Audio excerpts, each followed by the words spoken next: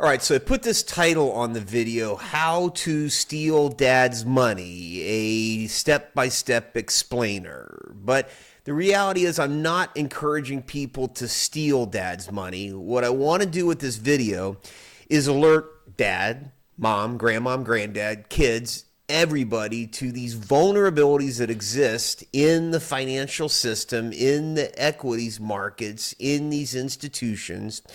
Alert you to these vulnerabilities so that you can take steps to protect your money if you're mom, dad, to help mom or dad understand what these vulnerabilities are, and ultimately to keep your eyes wide open about what these very real risks are.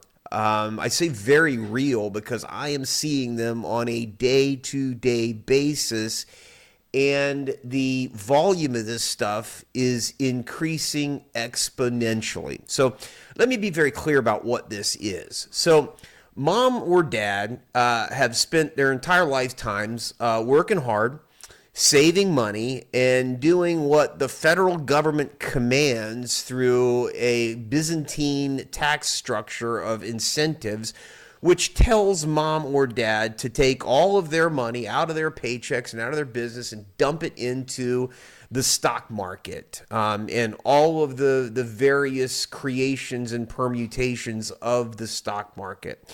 Now, there are, sort of the A-level players, the big institutions out there, T. Rowe Price, Vanguard, and these other ones that, largely manage these funds.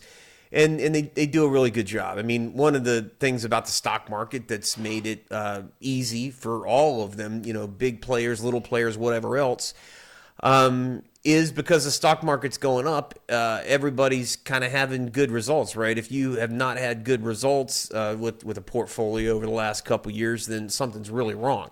But it's been, boom times. You can't ignore that. And so, mom and dad have been comfortable to sit there and watch that portfolio grow, and the little lines are going up there and everything's cool. And, maybe they've been somewhat transparent with I always call it the beneficiary class, right? Whoever that is. Typically it's kids, could be grandkids, could be a church or whatever else like that. But, in most circumstances, in my experience, mom and dad are somewhat transparent to at least someone over here in the beneficiary class, typically the trusted person. And as this line goes up and the pot continues to grow, these people over here, particularly like when we're dealing with a successful family, and there's patterns you see over and over again in 25 years of doing this. If mom and dad are successful over here and the pot's growing and growing and growing, in most circumstances, they got a couple kids over here on the other side of the equation, the beneficiary class, that are successful. And sometimes, dad's discussing with the financial kid over here, and Matt and dad are talking about these trades and this account, what's going on. There's kind of a back and forth there. And so Matt's got a pretty good idea what's going on here with dad. Now, Ricky, the artsy-fartsy kid that went off and joined the Peace Corps, he may not be aware at all. Matt and dad are talking. Ricky over here is off building windmills in the middle of the desert, and he doesn't really know, and maybe he doesn't really care about that or whatever. But everything's cool. Market's going up. Everything's plodding along. Everybody's happy. And then, lo and behold, dad dies. Presumably, it was pretty simple for mom and dad and Matt and the kid over here. When dad died, everything rolled to mom. Typical estate planning, and there's some certain laws that, mom's got to be protected in a lot of ways. But in the typical scenario I'm describing, everything's cool. Everything goes to mom. Matt and Ricky over here continue to live their lives, and mom's over here, and Matt, is involved with mom, knows what's going on, kind of watching over things. And the account just continues to grow. Mom's happy. Ricky's happy, Matt's happy, grandkids are happy, everything's cool. Well, along comes widower mom, and a new beau slips in, and everybody likes this guy. Mom's happy again. New beau, boyfriend, whatever, is successful. In case I'm thinking about, he's actually even a financial guy. So he's discussing with Matt and mom and all their finances, and everything's cool, and things are plodding along just fine. And years go by, and everything's happy over here with mom and the new boyfriend. And then he becomes the fiance. And then all of a sudden but where things go haywire is, unbeknownst to Matt, because he was not more engaged in mom's finances, the boyfriend, and we'll make him now the husband, has managed to wedge his way into mom's financial affairs. And this pool of family money that started with dad all of a sudden becomes largely controlled by the new husband or whatever else like that. Now, it's troubling enough if mom has her full capacity or faculties, but in the scene that I'm describing right here, let's see that mom's capacity was shifting a little bit. It's rare, frankly, that you have elder people that you don't have some indication from a doctor's note of early onset something. Early onset Alzheimer's, early onset dementia, cognitive problems. The general practitioner is referring off to neurologist or something to get her on some kind of can't remember the word, but whatever, the advanced drugs to try and prevent the onset of this stuff. But those are clear indications, warning bells that mom's got some capacity issues.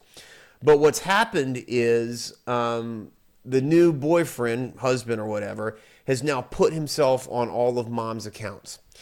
And because Matt's successful in dealing with his wife and family and kids and plod along with his thing, and they've got this sort of Midwestern values of leaving mom alone and respecting her privacy, Matt isn't aware that mom's finances have come under the complete control of the new husband or whatever.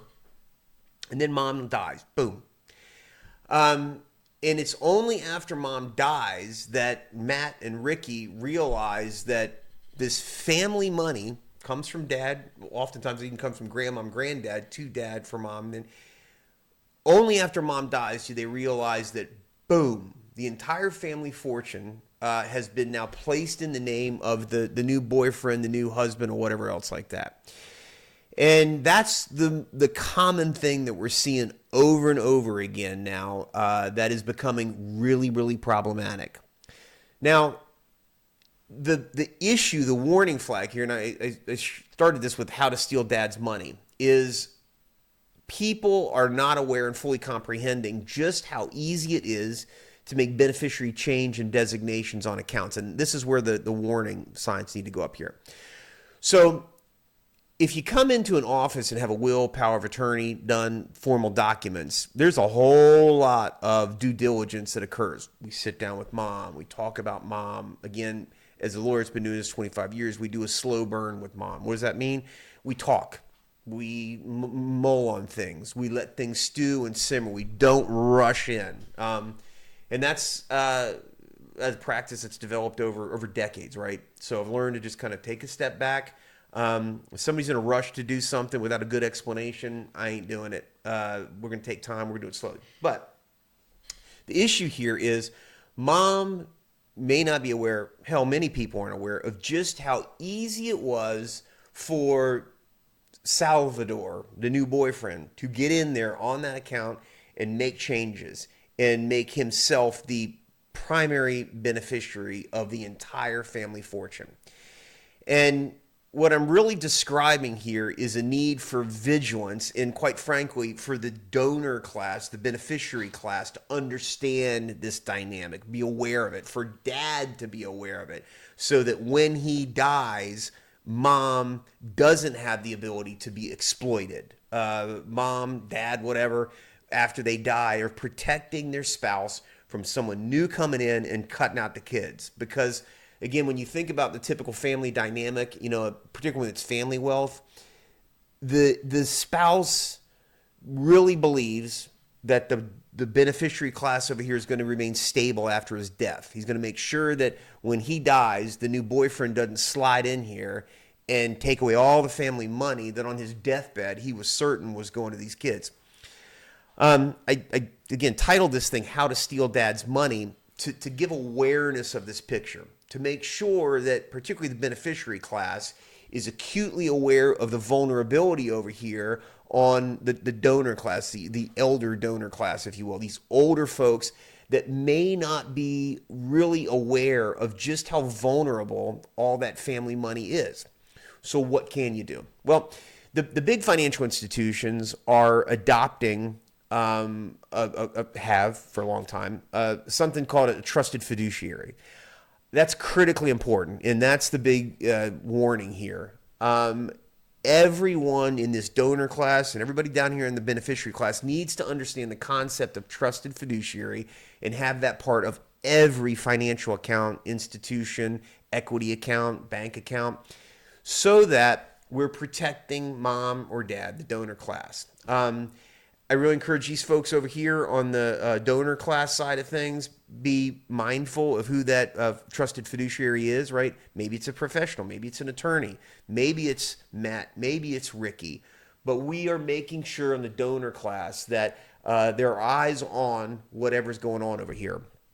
The point of these trusted fiduciaries on these accounts is to prevent what I see over and over again with increasing frequency, and that is this extraordinary amount of wealth that's over here on the donor class side of things that becomes the target of attack by interlopers, by exploiters. In hell, it could be the trusted family member. So if this resonates with you and you need more information, want more information, click on the link there and subscribe. We'll provide that toolkit that we have, how to protect elders and financial assets of individuals that are in this donor class.